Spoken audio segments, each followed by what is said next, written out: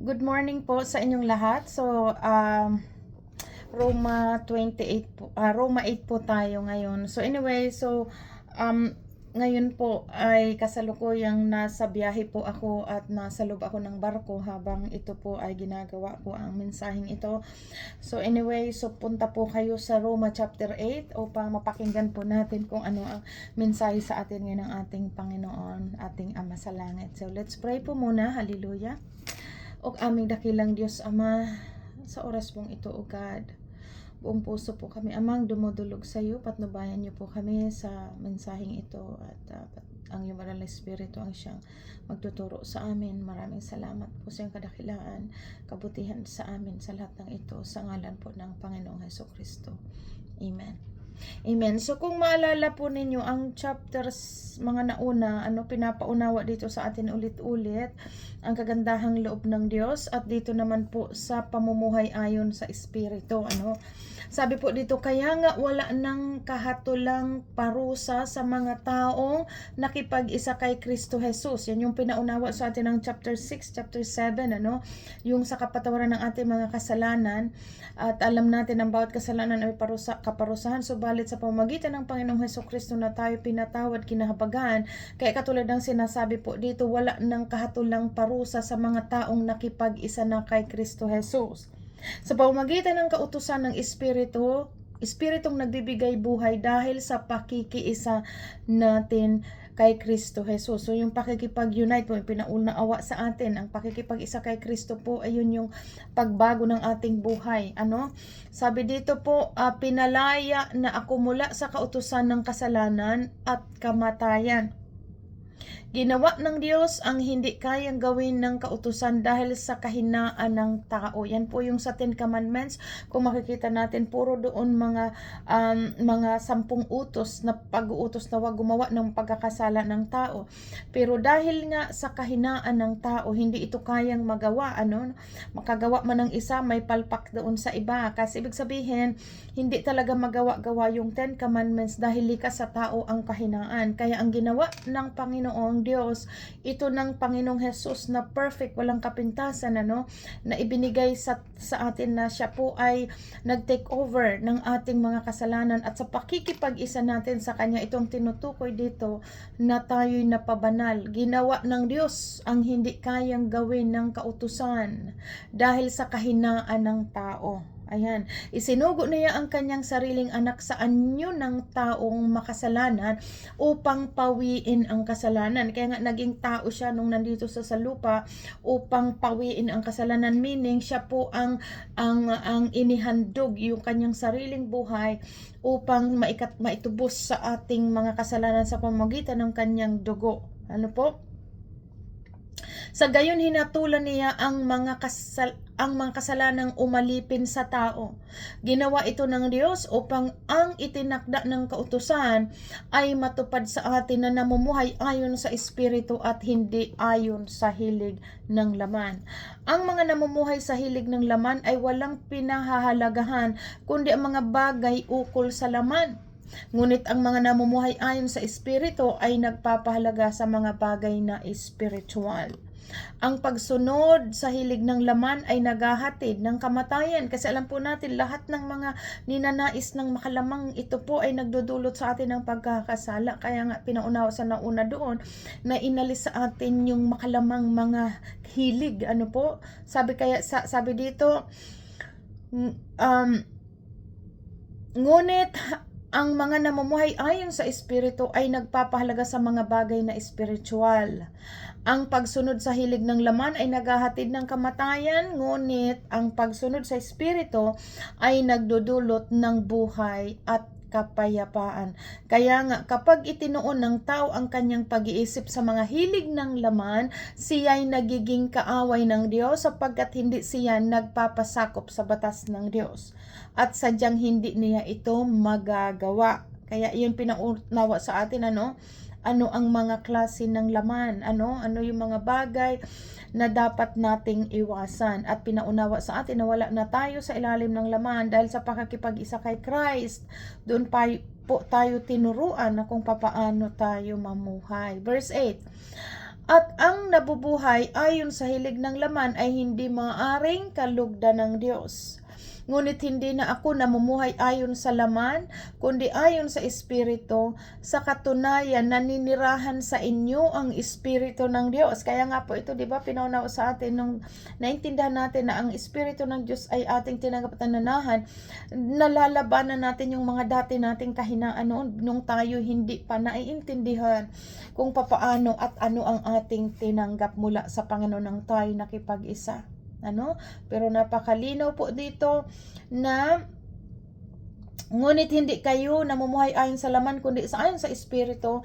Sa kautusan naninirahan sa inyo ang Espiritu ng Diyos. Kung wala sa isang tao ang Espiritu ni Kristo, hindi kay Kristo ang taong iyon.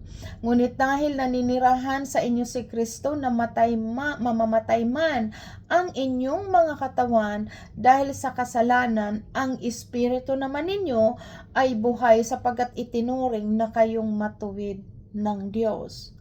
Kung naninirahan sa inyo ang Espiritu ng Diyos na siyang muling bumuhay kay Hesukristo, siya ang muling bubuhay sa inyong mga katawang may kamatayan sa pamamagitan din ng kanyang Espiritu naninirahan sa inyo. Sa pamamagitan ng Espiritong naninirahan sa atin, siya ang bumubuhay ng ating katawang may kamatayan. Yan na po yung sa huling araw, sa mga sa paghuhukom, in the last days, na talagang babaguhin muli ang tao. Kumbaga doon malinaw yung patay, bubuhayin muli, at ang mga buhay, lahat tayo sasalubong sa Panginoon at bibigyan ng panibagong katawang hindi na namamatay. So, at sabi po dito, mga kapatid, verse 12, wala tayong pananagutang sundin ang hilig ng laman upang mamuhay ayon sa katawang makalaman.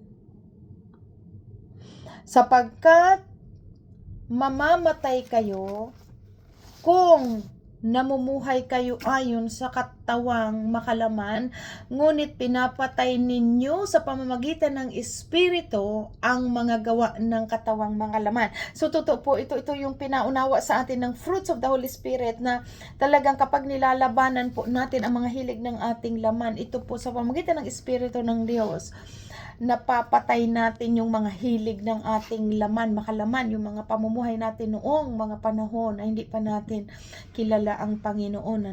Verse 14, ang lahat ng pinapatnubay ng Espiritu ng Diyos ay mga anak ng Diyos. Sapagkat hindi espiritu ng pagkaalipin ang iyong tinanggap upang kayo'y mamuhay sa takot. Sa halip, ang inyong tinanggap ay espiritu ng pagkupkup upang gawing mga anak ng Diyos, kaya tayo'y tumatawag sa kanyang Ama, Ama ko. Ang Espiritu ang nagpapatutuo kasama ng ating espiritu at tayo'y mga anak ng Diyos. At yamang mga anak tayo'y mga tagapagmana ng Diyos at kasamang tagapagmana ni Kristo, sapagkat kung tayo kasama niya sa pagtitiis, tayo'y makakasama niya sa kanyang kaluwalhatian. Ayan, napakalino po pagpapaunawa sa atin ng isang taong nakipag-isa kay Christ, na kung paano natin na-overcome yung mga dati nating mga kahinaan, kung paano yung noon tayo na alipin ng pagkakasalanan, at tayo'y pinalaya sa pamamagitan ng Espiritu ng Diyos na nagtuturo sa atin at maiwasan yung bagay na mga makalaman. At itong verse 18, ang kaluwalhatiang sa atin. Para sa akin, verse 18, ang mga pagtitiis natin sa kasalukuyan ay hindi maihambing sa kaluwalhatiang ipapahayag sa atin balang araw. Sapagkat nananabik ang sanlilikha na ihayag ng Diyos ang kanyang mga anak.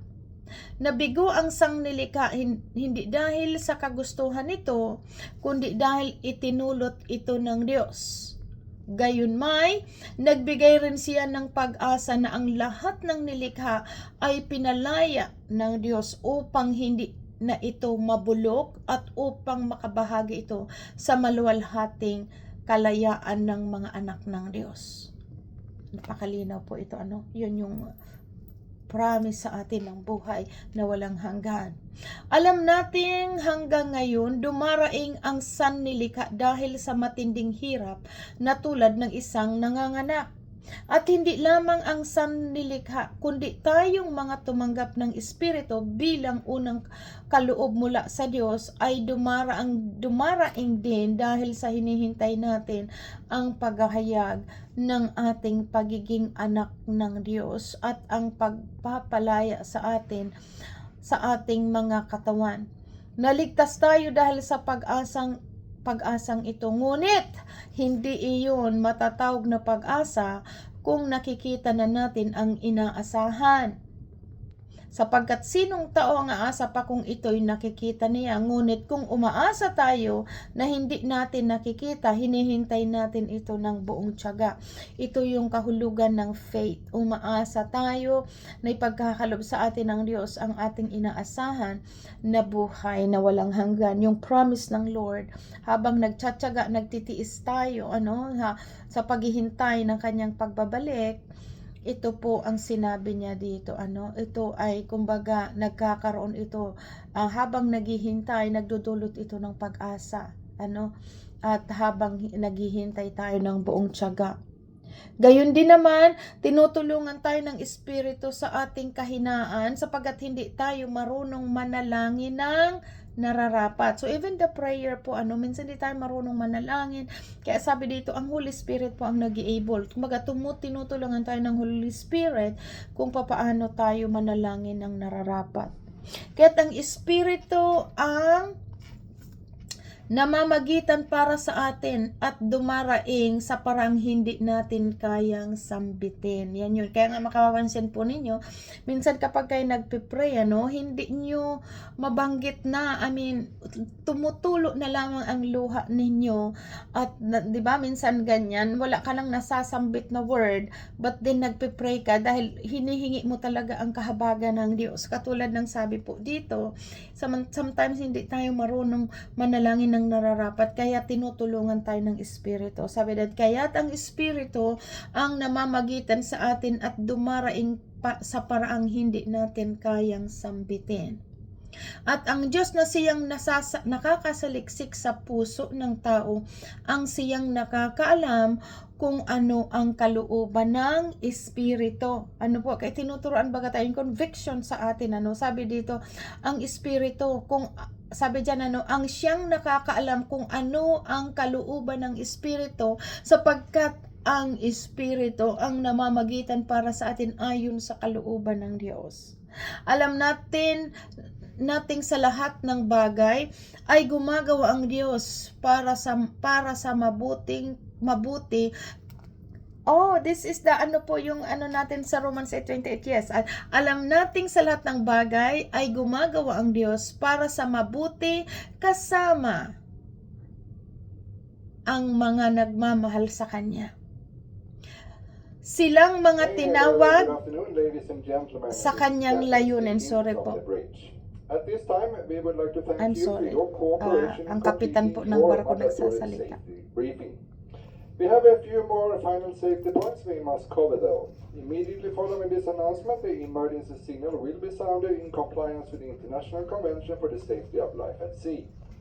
No action is required of you at this time, and this signal is for your awareness in the unlikely event of a real emergency. Thank you for your attention, and please stand by for the emergency signal that will be sounded here after a short translation by our international ambassador.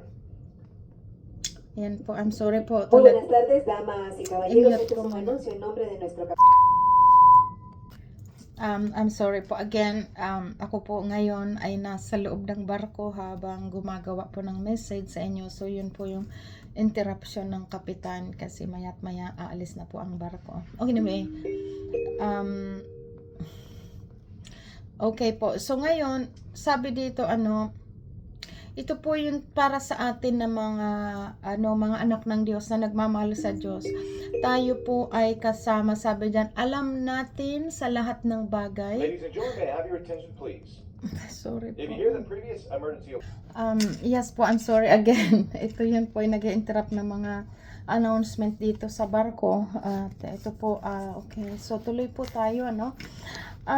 So, sa Romans 8:20, ito po yung sinasabi, alam natin sa lahat ng bagay ay gumagawa ang Diyos para sa mabuti kasama ang mga nagmamahal sa Kanya. Kaya nga po alam natin na yung sinasabi natin na lahat ng nangyayari po sa atin ay para sa ikabubuti sa atin. Ano? Tayong mga nagmamahal sa Diyos. Sabi dyan, silang mga tinawag ayon sa Kanyang layunin. Kaya dito natin masasabing God is good all the time.